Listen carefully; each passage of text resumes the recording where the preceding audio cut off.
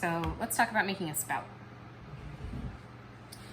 Depends on the size of your pot, but in general, you're gonna start off with a piece of clay that's smaller than your palm.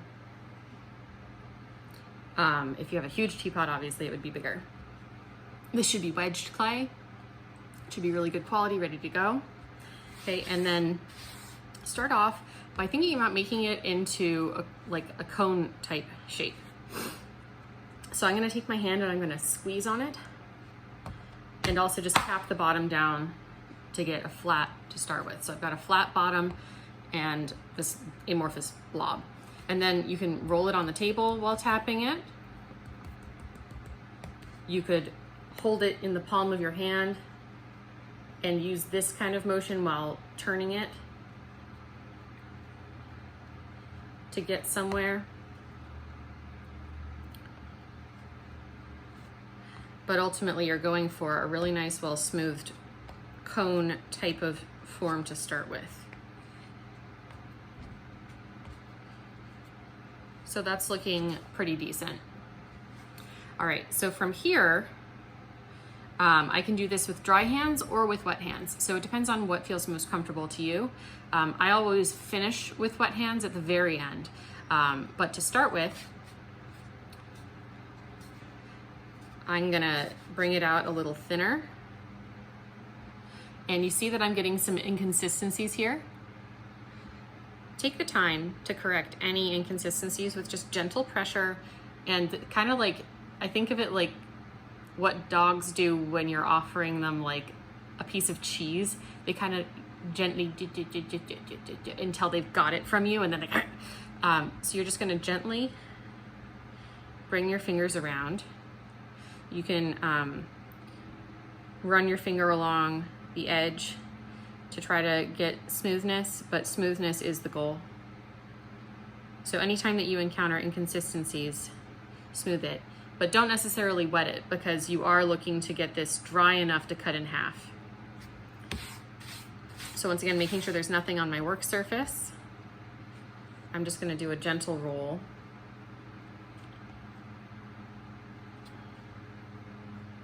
And it's okay that the tip of my piece is got a little bit of kind of like an indentation in it because I'm gonna cut it off ultimately.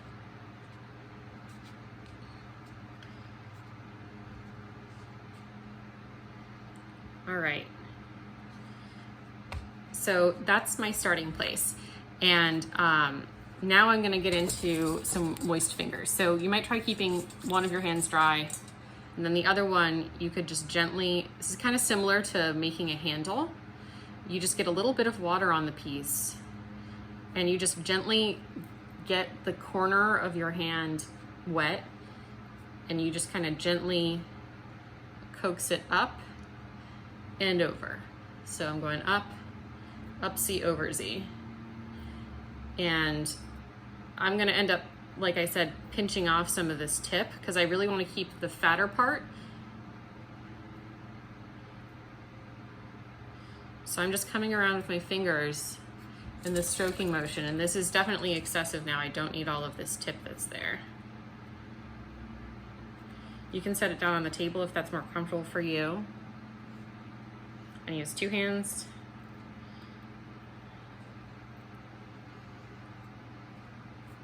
So I'm thinking this is quite a bit too big, so I can go ahead and use something to cut it off. I was thinking about using my needle tool, but that would make more of a jagged edge, so I'm gonna use this cutting tool, but you can use anything.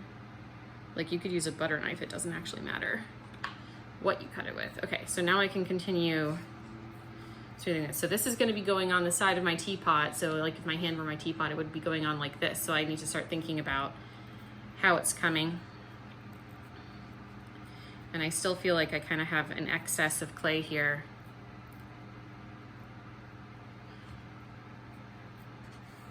Because I like it going from the skinny part right to the thicker part.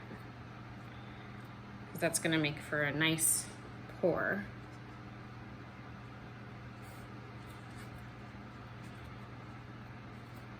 So once again, thinking about that angle. And you see, I've got some lumpiness in this flow here.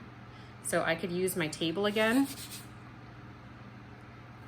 to get that roll to be smooth, because I don't want it to have that lumpy look to it. That's not the look I'm going for. All right, so I've got this, and it's still a little bit large, so I'm gonna cut the tip again.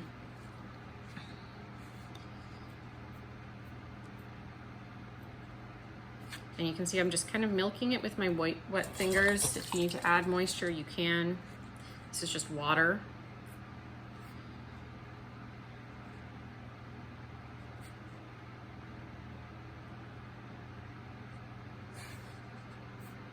So I'm just kind of going like whoop, whoop, whoop, and just kind of milking it up.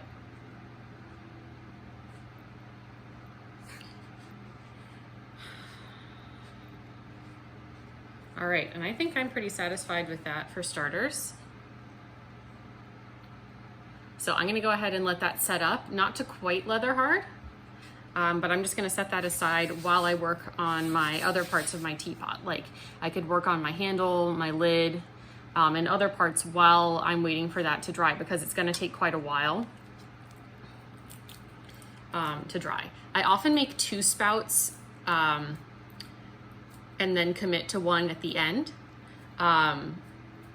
You know, if you end up being, like if you're indecisive like I am, if you want options, then keep your options open, make 2, let them both dry up a bit, and then you can decide at the end.